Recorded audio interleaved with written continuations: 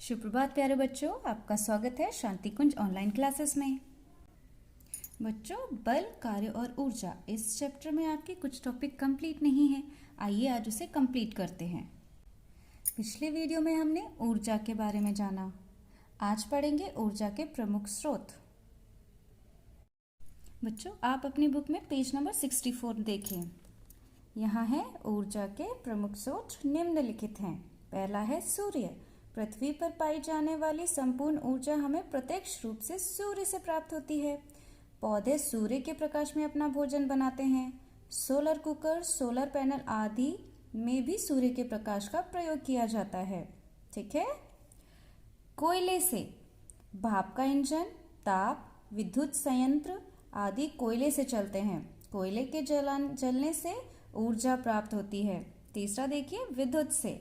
आजकल लगभग सभी मशीनें विद्युत से चलती हैं। विद्युत के दो प्रमुख स्रोत ताप विद्युत ग्रह तथा जल विद्युत ग्रह है। ट्यूब, बल्ब, पंखे, कूलर आदि सब बिजली की ऊर्जा से चलते हैं। पेट्रोल और डीजल से भी हमें ऊर्जा मिलती है। वायुयान यानी एरोप्लेन, कारें, स्कूटर ये पेट्रोल से चलते हैं। बाकी बस, ट्रक ये सब डीजल से। तो पेट्रोल और डीजल के जलने से ऊर्जा प्राप्त होती है। बच्चों, सूर्य की रोशनी हम सभी के लिए बेहद महत्वपूर्ण होती है। सूर्य के प्रकाश के बिना पृथ्वी पे कई सारे कार्य अधूरे रह जाएंगे। हमारे अलावा पेड़ पौधों को भी सूर्य की आवश्यकता होती है। जानते हैं क्यों? क्योंकि सूर्य के प्रकाश में ही तो पेड़ पौधे अपना भोजन बनाते हैं, है ना। अब देखिए, कोयला कैसे यूज करते हैं। आप सभी ने कोयला तो देखा ही है। उसके भी जब हम उसको जलाते हैं तो उससे भी हमें ऊर्जा मिलती है। बिजली के बारे में आप सभी जानते हैं। हमारे घर में जितनी भी आपको उपकरण मिलेंगे वो सभी बिजली से चलते हैं, है ना। और आपने जितनी भी गाड़ियां देखी हैं उन सब में पेट्रोल या डीजल पड़ता है और जो जलने पे हमें ऊर्जा देते हैं। 5th पॉइंट देखिए, बायोगैस से। पशुओं के गोबर तथा अपशिष्ट पदार्थों से निकली गैस के जलने से हमें ऊर्जा प्राप्त होती है। यानी जो पशु गोबर देते हैं और अपशिष्ट पदार्थ यानी जो बायोडिग्रेडेबल वेस्ट होता है जिसको हम यूज में ला सकते हैं, तो उससे जो गैस निकलती है उसके जलने से भी हमें ऊर्जा मिलती है। कैसे? यह हमारे भोजन को पकाने में, कुकिंग के लिए, जल गर्म करने तथा प्रकाश करने के लिए प्रयोग की जा सकती है। गोबर का शेष बचा हुआ अच्छा कंपोस्ट खाद है जो पौधों के लिए ऊर्जा का स्रोत है। ठीक है। एक तो हम अपने घरों में भी यूज कर सकते हैं बायोगैस को, और दूसरा जो उससे बच जाता है कंपोस्ट खाद, उसको हम पेड़ पौधों के लिए इस्तेमाल करते हैं। फिर देखिए, वायु से। वायु का उपयोग पहिया घुमाकर कार्य करने के लिए किया जाता है। जैसे कि आपने पवन चक्की देखी है ना। तो पवन चक्की का चलना वायु के तीव्र वेग से, इसमें भी ऊर्जा उत्पन्न होती है। फिर देखते हैं नेक्स्ट, जल से। जल विद्युत ग्रह जल द्वारा चलते हैं, है ना। इसमें हमें जल की आवश्यकता है। नदी का जल ऊंचाई से गिरता है और टरबाइन को चलाता है।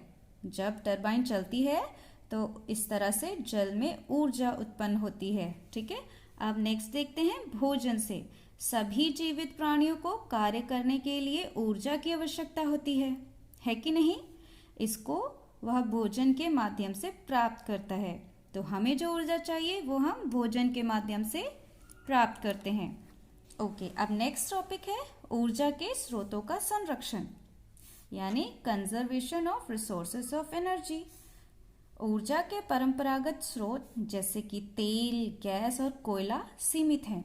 यानी कि जो हमें नेचुरली पदार्थ मिल रहे हैं वो कैसे हैं? सीमित हैं, एक लिमिट में हैं।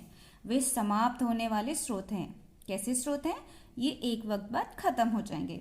ये पुनः प्राप्त ना होने वाले स्रोत भी हैं और हमें ये दोबारा इतनी आसानी से नहीं मिलेंगे। इसका प्रयोग कम से कम होना चाहिए। इसीलिए हमें तेल, गैस, कोयला, ये जो नेचुरल सोर्सेस हैं, इनका बहुत सोच समझ के इस्तेमाल करना चाहिए। सौर, जल, पवन, जैव गैस और नाभिकीय ऊर्जा स्रोत समाप्त न होने वाले स्रोत हैं। तो कुछ स्रोत हैं जो कि वक्त के साथ खत्म हो जाएंगे, लेकिन कुछ हैं जो खत्म नहीं होंगे, जैसे कि सौर, जल यानी पानी, पवन। ठीक है, ये सारे स्रोत कभी खत्म नहीं होंगे, ये ऊर्जा के पुनः प्राप्त होने वाले स्रोत हैं, तो ये हमें बार बार मिलते रहेंगे। हमें भविष्य के लिए ईंधन बचाने के लिए इन अपरंपरागत स्रोतों का अधिक से अधिक प्रयोग करना चाहिए, यानी कि जो हमारे नेचुरल रिसोर्स हैं उन्हें बचाना है, तो हमें ये अपरंपरागत स्रोत जो है ना, इनका ज़्यादा से ज़्यादा इस्तेमाल करना है, ताकि हमारे जो नेचुरल रिसोर्स हैं वो बचे रहें। विद्युत बनाने के लिए कोयला प्रयोग होता है। आप जानते हैं बिजली जब बनाई जाती है तो उसमें कोयले का यूज़ होता है, अतः कोयला बचाने के लिए हमें विद्युत बचानी चाहिए। तो हम क्या कर सकते हैं, ये कोयला हमारा नेचुरल रिसोर्स है, इसको बचाना है तो हमें बिजली बचानी पड़ेगी, तभी तो हम कोयला बचा सकेंगे बच्चों। जब आवश्यकता ना हो तब हमें पंखा, लाइट, हीटर और टेलीविज़न बंद कर देने चाहिए, है ना। हम देखते हैं कई बार क्या होता है, टीवी चल रही है, पंखा चल रहा है और वहाँ पे कोई भी नहीं होता, तो हमें ये काम नहीं करना है, हम अपने नेचुरल रिसोर्स को खराब कर रहे हैं। ठीक है, यहाँ समझदारी दिखाते हुए हमें उसे बंद कर देना चाहिए। जब आवश्यकता ना हो तब गैस बंद कर देनी चाहिए, है ना। तो बच्चों, इसके साथ आपका ये चैप्टर खत्म होता है। अगले एपिसोड में हम इसके क्वेश्चन आंसर्स करेंगे, और अगर आपको कुछ समझ ना आए तो मुझे ज़रूर बताइएगा। तब तक के लिए आप अपना ध्यान रखें, अपने माता पिता की बातों को मानें और स्वस्थ रहें।